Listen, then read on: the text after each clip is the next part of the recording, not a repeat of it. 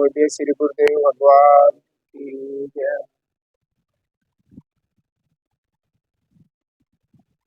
मैंने कहीं तो लाइन पढ़ी थी, उसमें लिखा था कि भगवान भाव के भूखे हैं,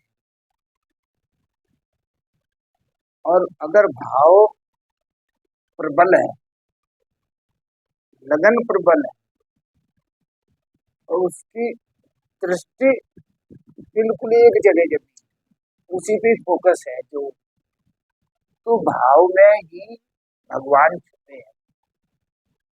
लिखा है नंदा एक नाई हुआ, और उस वो भगवान जी के ऐसे भक्त थे कि जब वो भोजन पका लेते थे तो पहले भगवान जी को तवद्यम वस्तु गोविंद तुभ्य में समर्पित ग्रहण पुरुषो भूत्वा प्रचित परमेश्वर ब्रह्म ब्रह्म, इस प्रकार से प्रभु जी को निवेदन करते थे, आओ प्रभु थोड़ा सा भोग लगाओ और इसके बाद मैं भी ले लूंगा।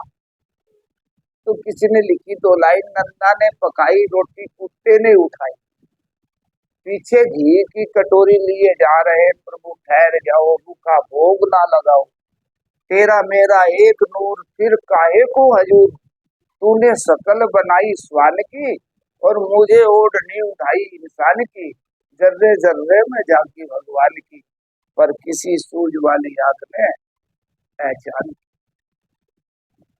तो इस प्रकार अगर इतना भाव कैसे बने अंदर कि प्रबल जिज्ञासा पैदा हो जाए, मुमुक्षु पैदा हो जाए कि भगवान तो किसी भी रूप में आ सकते हैं, तो वो पीछे पीछे तो प्रभु रुको है, 4 रोटी रखी थाली में और उठा करके चल दिए स्वान के रूप में। और पीछे नंदा नाई ने कहा प्रभु अरे मैं घी से चुपड़ी, ये घी भी तो रसात में है, जब आप आई गए तो ये घी भी ले लो थोड़ा सा। वो पीछे पीछे जा रहे रुकता, अबे 4 रोटी जोगी तो उठाई और निकल दिए वो पीछे झाड़ों में, पीछे पीछे। जब वो थक गए और उनको पकड़ नहीं सके तो फिर कुत्ते के रूप में जो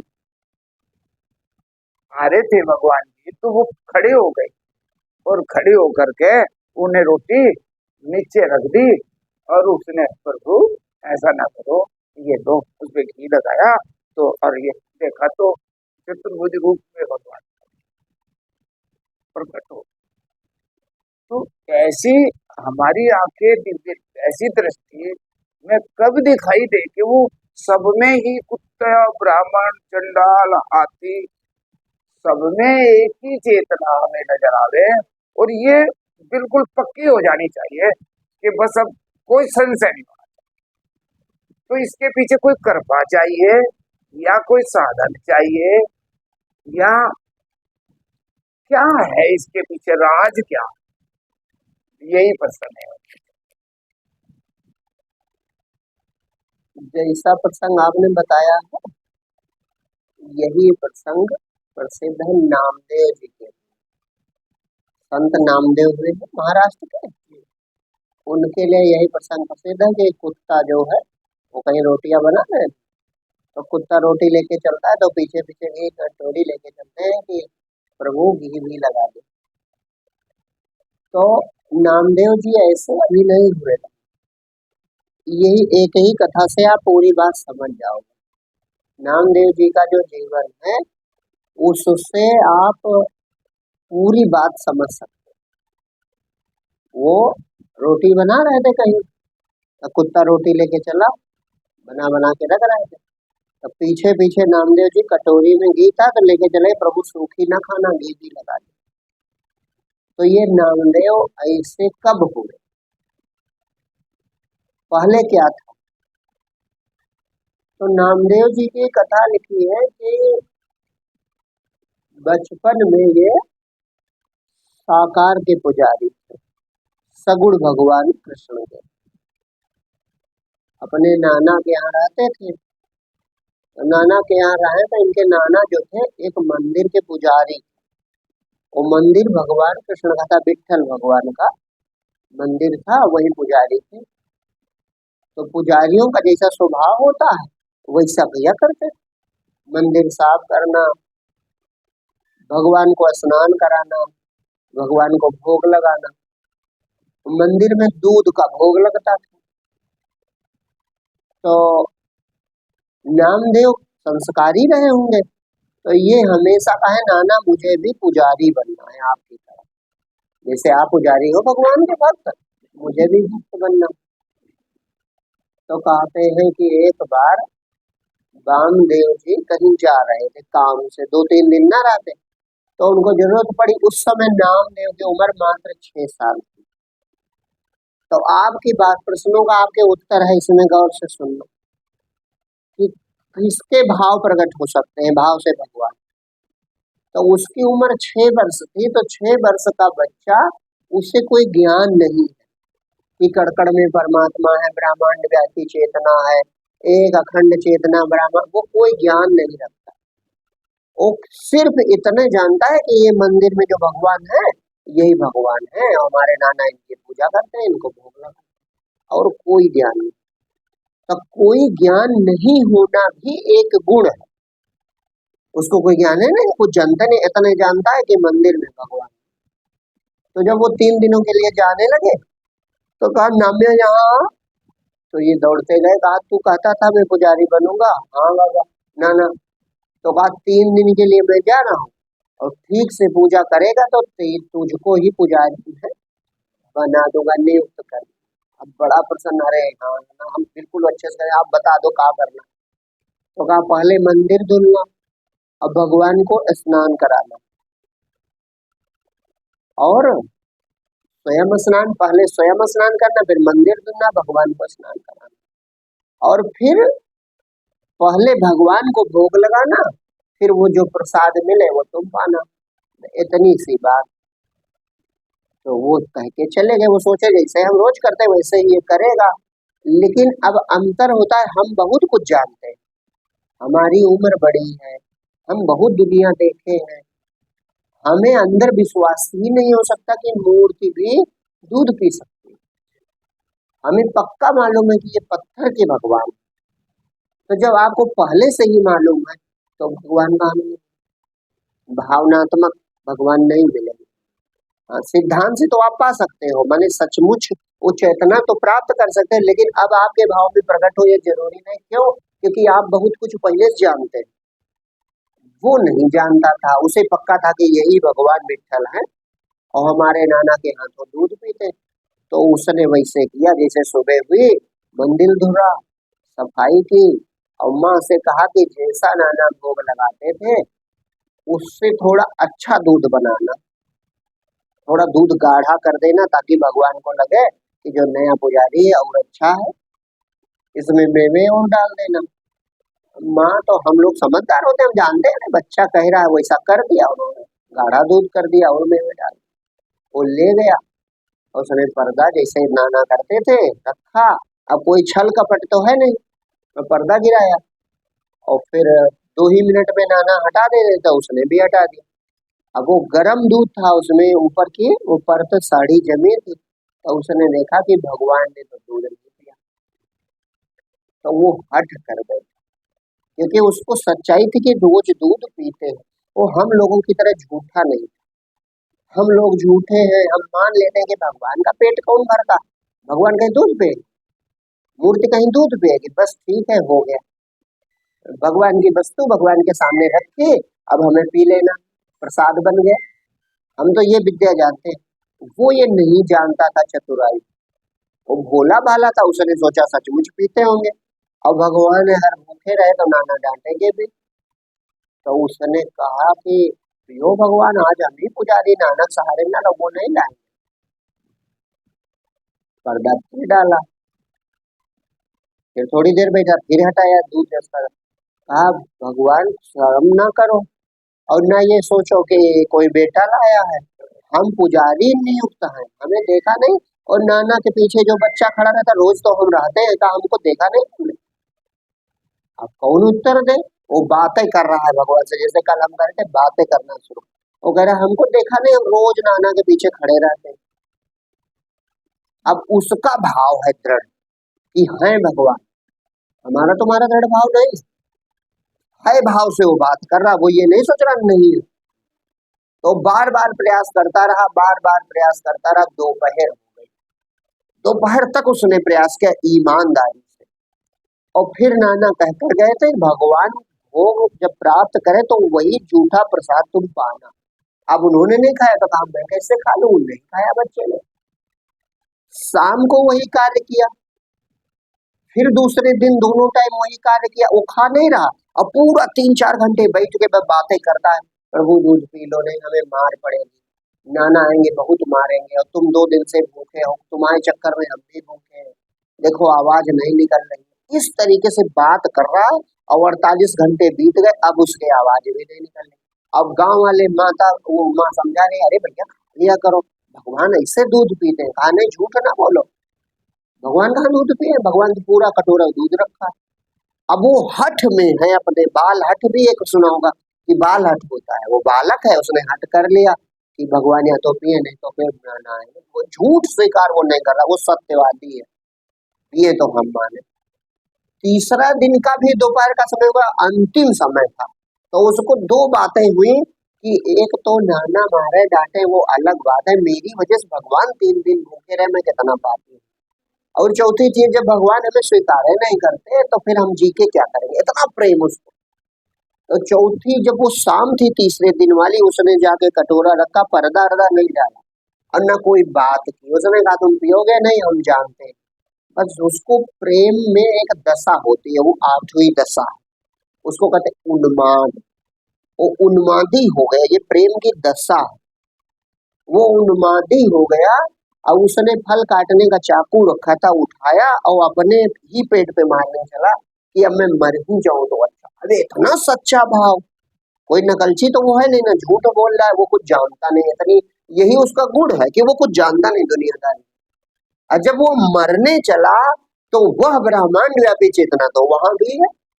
उसने सोचा कि ये बेचारा निरपराध मर जाएगा, ये निरपराध मर जाएगा, इसका कोई अपराध नहीं, केवल इतना कि ये जानकार नहीं, ज्ञानी लोगों की तरह है, झूठा ज्ञानी, और हमारे पे सच्चा भरोसा कर बैठा। तो उसको दया आ गई, लिखा है न जाने कौन से गुण पर दया रीझ जाते हैं। भगवान रीझ गए, साकार प्रकट हो गए, नामदेव का हाथ पकड़ लिया, अरे ये क्या कर रहा, कहा अब देखा एकदम से, अरे विठल तुम, अरे कहाँ मरने जा रहा है, कहा हम जानते तुम मरने से आते हो तो हम पहले ही दिन मर जाते, हम जानते कि जब मरना होता तब तुम आते हो तो हम पहले ही दिन मर जाते। तो कहा अरे अब तीसरा दिन हमें क्षमा करो, और हमें भी बड़ी भूख लगी, भगवान दूध पीने लगे। कहा थोड़ा छोड़ देना आधा, हम भी 3 दिन से भूखे। अब वो पागल हो गया लड़का, अब गया अम्मा बताया आज दूध पी, आज हम पियेंगे, आज रोटियां लाओ, रोटियां डाल के खाएंगे। पूरे गांव में दौड़ के बता आया, हर घर में बता के आया, आज मैं पुजारी हो गया, विठल ने मेरा दूध पिया। पूरे गांव वाले सोचे पगलाना होगा। जब सुबह नाना आए उनके बामदेव जी, तो उनसे सच्ची सच्ची बात बताई, 3 दिन तो नहीं पिए, और जो मानो हमसे परिचित है नहीं, हम रोज गए नाना के पीछे, मैं खड़ा रहता हूँ, तुमने देखा होगा, माने नहीं, लेकिन तीसरे दिन आए। अच्छा आए, हाँ तो पिया आधा कटोरा, जब दूध पी गया तो हमने रोका कि हमें प्रसाद मिल दो। अब नाना चकित 80 वर्ष की उम्र, सोचे हम झूठी पूजा करके मर गए और ये लड़का हमसे अच्छा 3 दिन में इसका काम बन गया। तो कहा बेटा सुबह ऐसा करना। अब सुबह पूरा गांव इकट्ठा हो गया तमाशा देखने के लिए कि चलो तमाशा देखा जाए, भाई सब चकित होंगे। अब पूरा गांव इकट्ठा, फिर उसने दूध न पर्दा डाला न कुछ, कहा आओ विठल पियो। अब भगवान कहाँ पर गए, अब पूरा गांव हंसे, वो सोचा छोटा बच्चा है तो सब हाँ हाँ पी लिया, बस ऐसे तो भगवान पीते हैं भाई। झूठे लोग, झूठी बातें, झूठे लेना, झूठे देना, झूठे भोजन, झूठ चबेना, हम लोगों का काम है झूठ बोलना। तो वो बच्चा वो लड़ रहा है, वो कह रहा नहीं पिया था। तो नाना भी सोचे कि झूठ है कहो कहता, वैसे वो पुजारी भक्त थे, उनको शंका हुई कि सच तो नहीं बोल रहा, क्योंकि ये बात कुछ अलग बता रहा। फिर जब 1-2 घंटे बीत गए तो कहा बेटा पी लिया भगवान ने दूध। तो कहा तुम क्या सोच रहे हो, झूठ बोल रहा हूँ। और भगवान की तरफ देखा और कहा विठल तू मुझे झूठा बना रहा, कल आया आधा कटोरा पी के गया, आज तू झूठ कर रहा है। फिर से चाकू उठाया कि आज मैं सचमुच मर जाऊंगा, तो भगवान सबके सामने सबके सामने प्रकट हो गए। क्यों? क्योंकि जिसे कहावत नहीं कही जाती, एक निरपराध बचना चाहिए, दो अपराधी छूट जाए कोई बात नहीं। तो भगवान ने भी सोचा ये लायक तो हमारे दर्शन के नहीं है, लेकिन चलो इन्हें भी दर्शन हो जाए, हमारे प्यारे भक्त का प्राण तो बचेगा। तो परमात्मा प्रकट हो गए। अब इससे कहा हुआ रोज का क्रम चल गया। अब नामदेव का बड़ा नाम हो गया, बहुत बड़ा नाम हो गया। अनेक घटनाएं बताएंगे तो बड़ा समय लगेगा। बहुत बड़ा चमत्कार। नामदेव पूरे महाराष्ट्र में बहुत बड़े संत कहे जाने लगे, लेकिन अभी नामदेव केवल सगुण मूर्ति के उपासक थे। वही समझते थे कि यही भगवान, यही ये विठ्ठल, यही भगवान। और उसी महाराष्ट्र में कई बड़े महान संत थे। संत ज्ञानेश्वर, संत एकनाथ, उनकी बहन मुक्ताबाई, निवृत्तिनाथ, सोपान देव, ये सब जो बड़े महान संत थे। तो गोरा कुम्हार, तो इन सब ने सोचा भगवान की लीला रही होगी कि नामदेव की उम्र बढ़ती जा रही है। नामदेव का एक चमत्कार हुआ था, वो घटना आप लोग जानते हो, सिकंदर लोधी भी शिष्य बन गया था। तो नामदेव बड़े अहंकार में कि आप मुझसे बड़ा महान संत, ये सब पूर्ण परमात्मा थे, पूर्ण ब्रह्म ज्ञानी। तो सब संतों ने सोचा इन पर दया की जाए, इन्हें भी बोध करा दिया जाए। तो एक दिन पहुंचे नामदेव के यहाँ। कौन कौन पहुंचा? संत ज्ञानेश्वर, उनके भाई निवृत्तिनाथ, और एक और भाई थे सोपान देव और मुक्ताबाई। 4 लोग ये, और संत एकनाथ, 5 लोग पहुंचे। तो नामदेव जी के यहाँ पहुंचे, प्रणाम किया। तो नामदेव जी मिले तो कहा चलो गोरा कुम्हार जी संत है, उनके यहाँ घूम आवे। तो नामदेव जी तैयार हो गए, कहा चलो। तो उनके यहाँ पहुंच गए। गोरा कुम्हार, दोपहर का समय था, तो मिट्टी के घड़े पके हुए, मतलब आग में पके हुए, उनको एक थापी होती लकड़ी का, इतना बड़ा टुकड़ा, तो पीट पीट के देख रहे थे कौन कच्चा है कौन पक्का। तो उनकी बहन ने कहा ज्ञानेश्वर जी के कि काका कहाँ कर रहे हो? प्रणाम किया, कहा काका कहाँ कर रहे हो? तो कहा बिटिया हम देख रहे हैं कि कौन सा घड़ा कच्चा है और कौन सा पक्का है।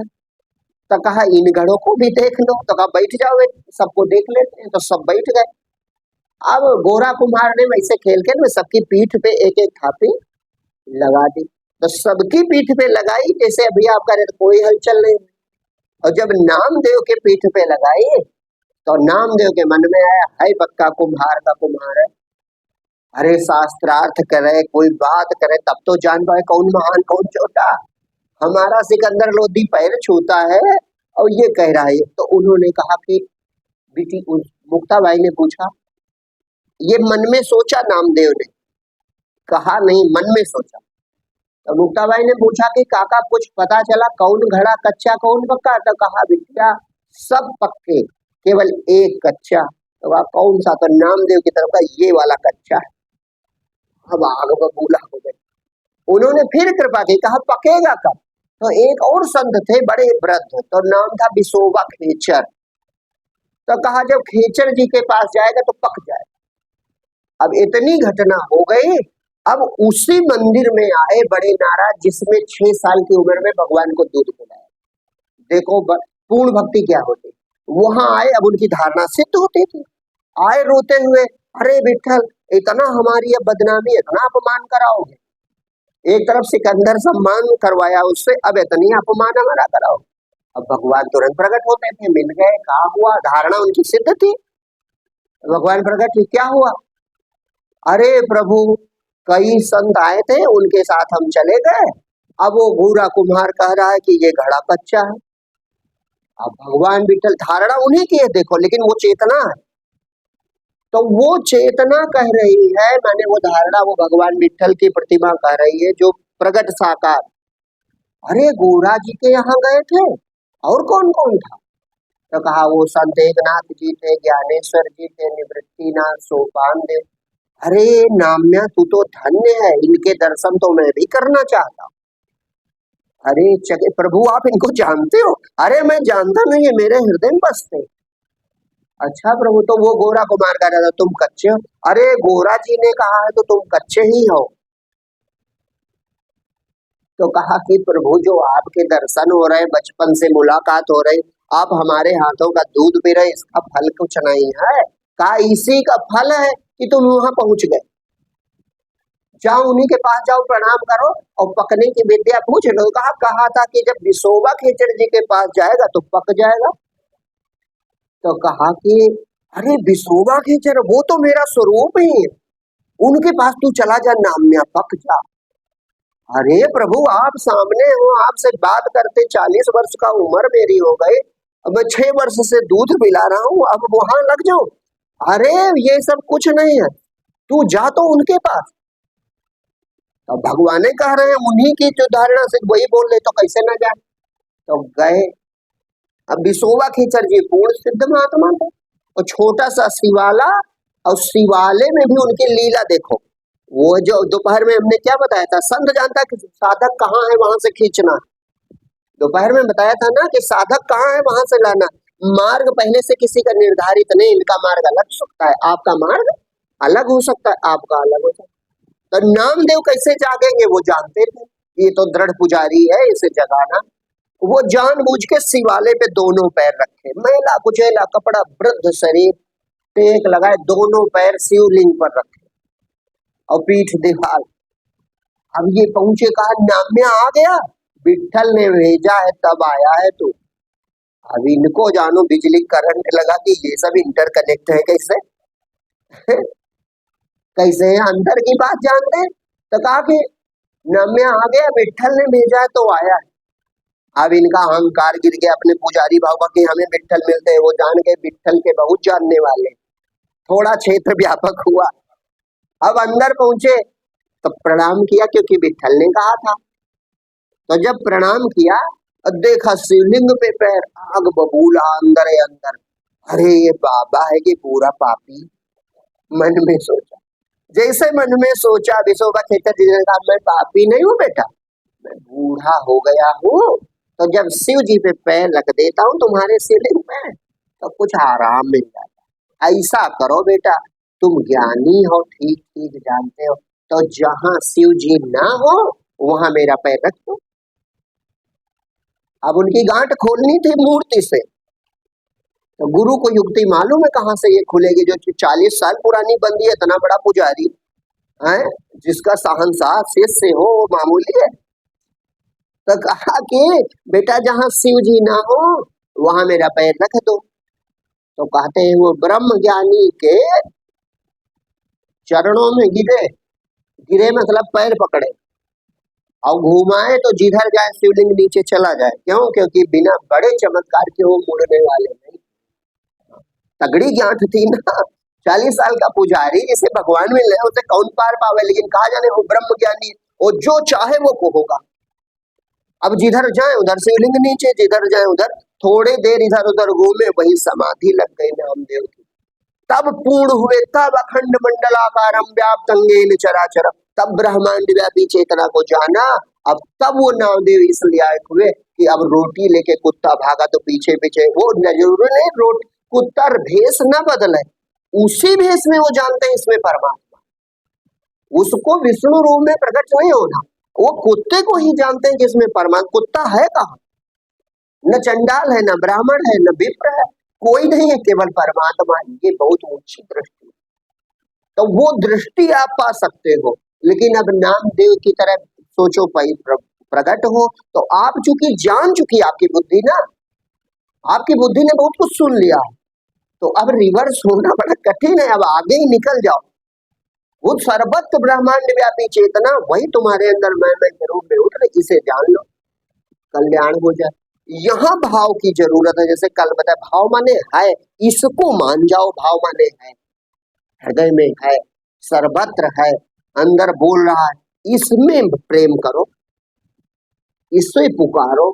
ना समझ पाओ तो, और जो समझ पाओ तो स्वीकृति दे दो, मर जाओ।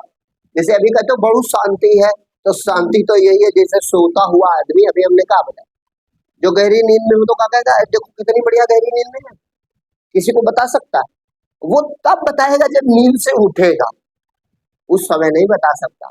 इसी तरह जब आपका मन डूब जाएगा तो बताने लायक नहीं बचोगे। फिर से एक बात फिर त्रुटि बनेगी, अब झूठी बनेगी, तब बता सकते हो कि ऐसा अनुभव। तो परमात्मा ही आपके रूप में है, कोई और नहीं है, एक ही सत्ता है, दूसरी कोई सत्ता नहीं। यही भाव वो है, ये भाव है। अभाव माने नहीं है और भाव माने है, इसमें कोई कल्पना नहीं। जब व्यक्ति बुद्धि से अपनी पूर्णतया संतुष्ट हो जाता है कि ये समझदारी अच्छी है, ये ठीक है, सटीक है, तब वो यात्रा कर लेगा। और जब तक संशय बना रहता है, ये सही कि ये सही, ये सही कि ये सही, तब तक नहीं चल पाता। तो आपका कल्याण अब तभी हो सकता है जब आप अपने हृदय में उपस्थित चैतन्य देव को देखें। क्यों? क्योंकि आप ये जान चुके हो कि बाकी चीजें हमारी धारणा है। आपका धारणा से भी कल्याण नहीं होगा, क्योंकि आप जान चुके हो वो धारणा होती है। जब जान चुके हो धारणा होती है, तो आपको वो धारणा सिद्ध नहीं होगी, हाँ, वो साकार वाली नहीं बन पाएगी। सत्य है जो इसे में डूब जाओ, इसे ही देख लो, अपने आप को देख लो, बस परमात्मा मिल जाएगा, क्योंकि तुम्हारे रूप में वही है। और जब तक न समझ रहे हो, तब तक परमात्मा ईश्वर भी तो है, तो ईश्वर रूप से वो तुम्हारी प्रार्थना सुनता है। जब तक तुम जीव हो, तब तक वो ईश्वर है। जब तुम ब्रह्म हुए, तो वो भी ब्रह्म हो गया। जब तक तुम जीव हो, तब तक वो ईश्वर है, और जब तुम ब्रह्म हो जाओगे, तो वो भी ब्रह्म हो जाएगा। जान जाओगे कि जीव ईश्वर एक हो जाएंगे, ब्रह्म ही ब्रह्म बच जाएगा, आपका कल्याण हो जाएगा। तो भाव अब वो वाला नहीं होना, भाव ये कि है, उसे खोजना नहीं है, बल्कि वो पहले से प्राप्त है, हमारे हृदय में विद्यमान है। और जिनके परमात्मा प्रकट हुए, उनकी कथाओं में ये लिखा कि वे इतने भोले थे कि कुछ और जानते नहीं, तब परमात्मा मिला। वो कुछ जानते नहीं थे, वो हमारे तरह ज्ञानी नहीं थे। ज्ञानी से तात्पर्य झूठे ज्ञानी नहीं थे, हाँ, वो भोले भाले थे। तो 6 साल की उम्र, वो छोटा बच्चा भोला भाला मान गया, तो मान गया, काम बन गया उसका। लेकिन फिर भी देखो, गुरु के पास जाना पड़ा, नहीं जाना पड़ा। ये भी कथा लिखी हुई है, परमहंस जी रामगढ़ परमहंस दक्षिणेश्वर के पुजारी थे, काली माता प्रकट होती थी, रोज बातचीत होती थी। तो एक तोतापुरी जी थे, तैलंग स्वामी, तो वो तैलंग स्वामी ही तोतापुरी हैं। वे आए बाहर, तो उन्होंने कहा, बुलाया तो कहा तू मेरा शिष्य बन जा। तो कहा कि मैं वृद्ध हो गया हूँ, मैं बूढ़ा हो गया हूँ, और मेरी तो काली माँ से रोज बात होती है, मैं क्यों शिष्य बन जाऊं। तो कहा जा अपनी काली माँ से पूछ लिया। तैलंग स्वामी, चूंकि वो परमात्मा है ना, हाँ, तो वो धारणा तुम्हारी कौन सी सिद्ध हो रही है, किस रूप में वो चेतना प्रकट, वो सब जानते हैं। उन्होंने कहा जा अपनी काली माँ से पूछ लिया, वो कहे तो बन जा। तो रामगढ़ परमहंस फिर आए, फिर से अपना शांत हुए, तो वो धारणा, मानसिक धारणा बनती थी। अब वो यह भी संकल्प है, तो वो संकल्प और अधिक सतोगुणी होता है ना, वो भगवान की जोग माया होती है, तो इसलिए अधिक मतलब वो अधिक सत्य लगती। तो कहा कि भोले बहुत थे, नहीं तो कोई पूछेगा, कहेगा नहीं जाओ क्यों हमारे यहाँ, लेकिन इतने भोले भाले थे कि सीधे सज्जन की चले गए। तो कहा भैया दरवाजे पे बाहर एक वो महात्मा है, तो वो कह रहे शिष्य बन जाओ। तो धारणा देखो, कल्याण परमात्मा कैसे कर सकता है, हम तुम जानते हैं। परमात्मा चाहता है कि ये पूर्ण हो जाए, इतना इसका प्रेम है, अब इसकी बाधा हमसे हट के ब्रह्मांड भर में भर जाए। तो वो काली माँ के रूप में ही वो चेतना बोल रही है कि मैंने ही बुलवाया है। अच्छा आपने बुलवाया? हाँ, तेरे लिए बुलवाया है, उनके शिष्य हो जाओ, वो जैसा बताओ वैसा करो, तब मेरा असली रूप जान जाओगे। और ये जो आपका रूप है, ये तेरे प्रेम के लिए था, तुम्हारा प्रेम था, तो तुम्हारा प्रेम देख के मैं इस रूप में प्रकट होती थी। मेरा सच्चा स्वरूप कुछ अलग है, वो बता देगा, वो भी मेरा दुलारा, जाओ शिष्य बन जाओ। तब उनके शिष्य बने, तब पूर्ण बोध हुआ। तो ऐसी कथाएं सब जगह लिखी। तो साकार वाला जो भाव है, वो भी कल्याणकारी है, वो भी पवित्र है, लेकिन वो उसी को होगा जो बिल्कुल दुनिया के झंझावात से दूर, एकदम कोमल हृदय हो, चित्त सब एकदम स्वच्छ हो तो हो जाएगा। अब हम लोग पूरा सब भरे हैं ज्ञान, दुनिया का कोई ज्ञान बाकी है? हम सब जानते हैं। तो जब सब जानते हैं तो फिर सबके पारे जाना पड़ेगा, यही सच्चे असली ब्रह्म ज्ञान होगा। क्यों? क्योंकि तुम सब पहले जानते हो और यही ठीक भी है, ये ठीक भी है, ये सटीक है, ये सत्य, ये कभी नहीं बदलेगा। क्योंकि ये सत्य है तो ये कभी नहीं बदलेगा, ये कभी इसमें फिर इसके आगे कुछ नहीं बचेगा कि अब ये जानना। जिसने स्वयं को पहचान लिया, जिसने स्वयं की शक्ति को पहचान लिया, उसे अब जानना नहीं बचेगा, पाना देखना सब खत्म हो जाएगा। ये